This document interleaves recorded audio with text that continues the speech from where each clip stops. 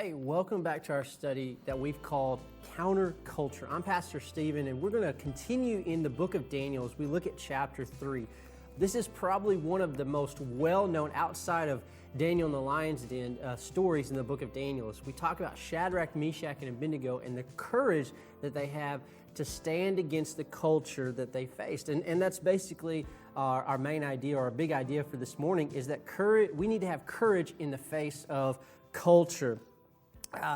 We open chapter 3 as we're just going to go ahead and dive in. It says, that, verse 1, King Nebuchadnezzar made a gold statue 90 feet tall and 9 feet wide, and set it up on the plain of Dura in the province of Babylon. Then he sent messages to the high officers, officials, governors, advisors, treasurers, judges, magistrates, and all the provincial officials to come to the dedication of the statue he had set up. So all these officials came and stood before the king, the statue King Nebuchadnezzar had set up.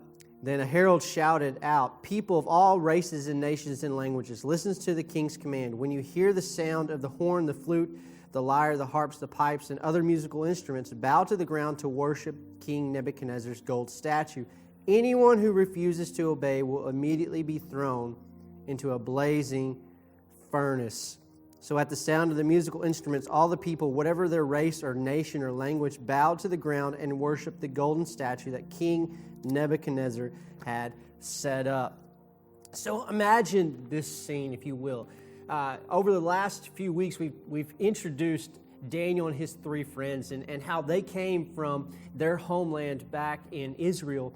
And King Nebuchadnezzar and the Babylonian Empire came over and conquered Jerusalem and conquered Judah and captured these guys, Daniel and his three friends, and brought them over into Babylon and challenged their beliefs, challenged their identity, and challenged their integrity. And over in the face of culture, they were able to stay true to what they believed in God. And through that, God blessed them and as they remained faithful. And to this point, we get King Nebuchadnezzar has built this 90-foot, 9-foot wide golden statue. And what he's called all of his people that are in any kind of leadership, the whole government council basically, and anybody that has any kind of authority. And he's brought them all for this dedication to this gigantic golden statue, basically this idol for them to worship. And what he's saying here is he's commanding that at the sound of the music that everyone is to immediately drop everything and bow down to this golden statue. And imagine this scene as the music starts playing.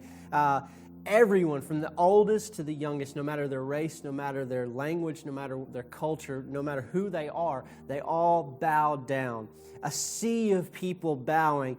And as we look here in verse 8, we see that, but some of the astrologers went to the king and informed the Jews. They said to King Nebuchadnezzar, long live the king. You issued a decree requiring all the people to bow down and worship the gold statue when they hear the sound of the musical instruments. And it also says that if anyone refuses to obey, it must be thrown into a furnace, a fiery furnace, right? And so that was the decree, that anybody that refused to bow down was going to be thrown into this fiery furnace. They were going to die for their refusal to disobey, or for them disobeying the command of the king. See, let's talk about the compromise of culture before we get any further. It's hard enough for us to do what is right when we are trying hard enough. But imagine everyone around you or everyone else around you is compromising their faith and their integrity. It's even harder to do what is right. The compromise of culture is to go with the flow of everyone. So the compromise of culture is to just allow what everyone else is doing to influence you. You go with the flow of culture. You know the old saying that your mom might have said to you when you were younger, would you jump off a bridge if everyone else was doing it? See, fear can be a powerful enemy, and fear can also be our deciding factor in our lives. See, fear can cause you to do things that you do not want to do. everyone in the land of Babylon, under the thumb of King Nebuchadnezzar, were so afraid of the decree, they bowed instantly to a golden statue. Whether they agreed with it or not, whether they wanted to go along with it or not, they did it anyway.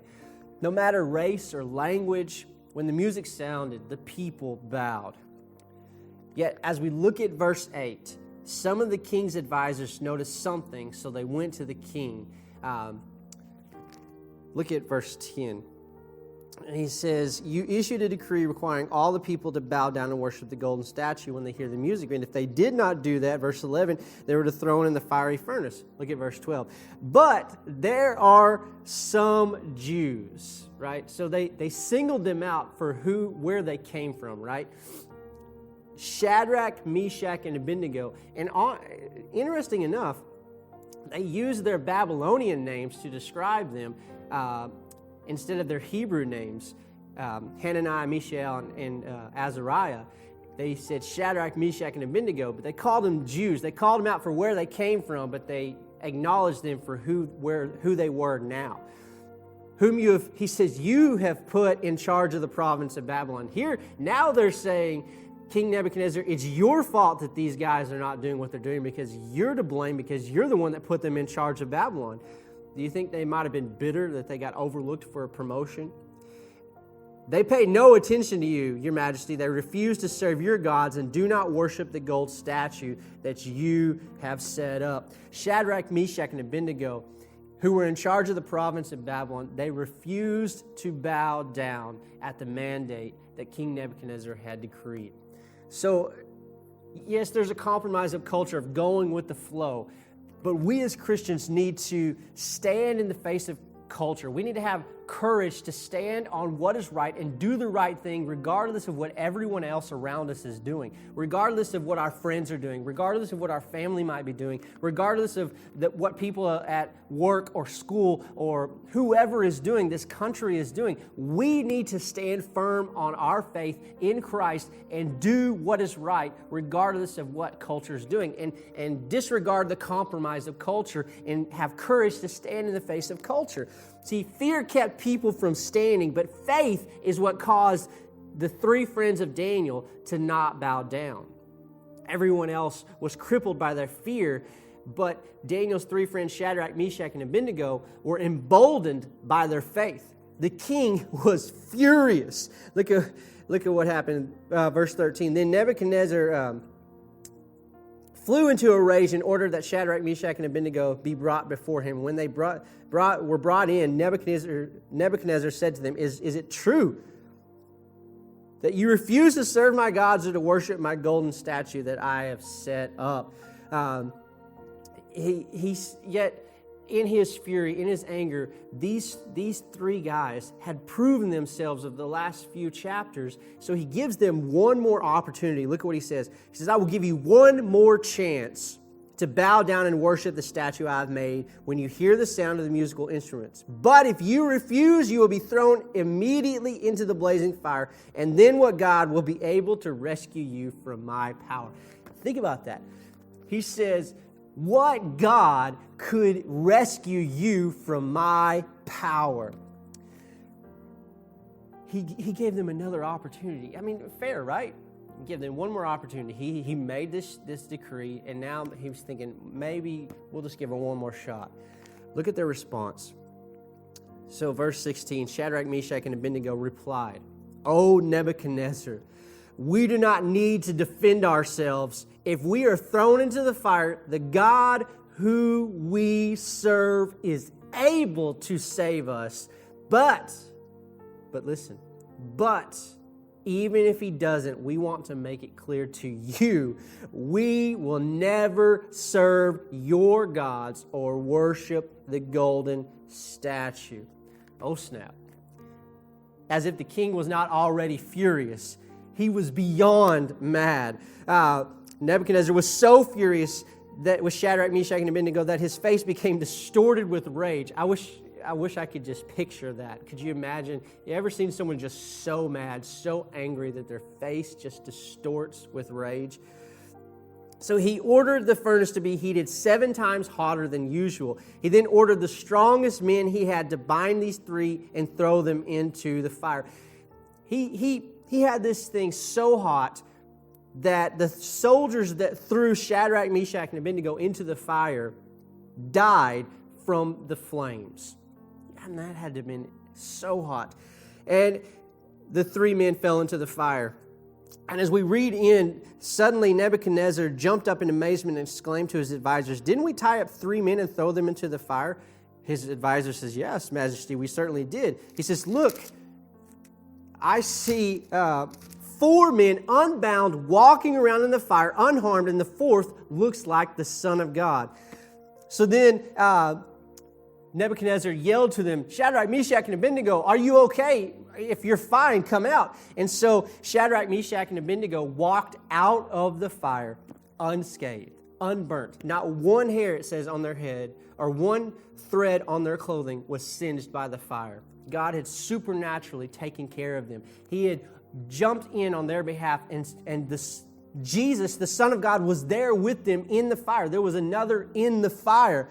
And they all walked out without being burnt. And as a result, King Nebuchadnezzar fell down at their feet and says, "There is no one like your God." So then Nebuchadnezzar said, "Praise to the God of Shadrach, Meshach, and Abednego. He sent his angels to rescue his servants who trusted in him. They defied the king's command, and they were willing to die rather than serve or worship any god except their own. Therefore, I make this decree: if any people, whatever their race or nation or language, speak a word against the God of Shadrach, Meshach, and Abednego, they will be torn limb from limb, and their houses will be turned into heaps of rubble. There's no other God who can rescue like this." Didn't he just say that what God will be able to rescue from my power? His exact words. And now here he's saying that praise be to God of Shadrach, Meshach, and Abednego, that if anyone says anything against their God, they will be torn from limb. So the king gave God the credit. And as a result of Daniel's 3 friends, Shadrach, Meshach, and Abednego, they were promoted and God received the glory. And we need to have the faith of Daniel's friends to stand against the flow and in the face of culture and do what is right even when everyone else is not. So I hope this has helped you in some way and to encourage you to have courage in the face of culture and to not compromise when everyone else around you is compromising their integrity, compromising their faith, that you stand true to your integrity, you stand true to your faith in God, and do what is right even when everyone else is not, and have the courage to stand in the face of culture. Look forward to moving on further into the story of Daniel and to see what God does in his life, and hopefully this is helping you in some way. So have a good week, and we'll see you next time.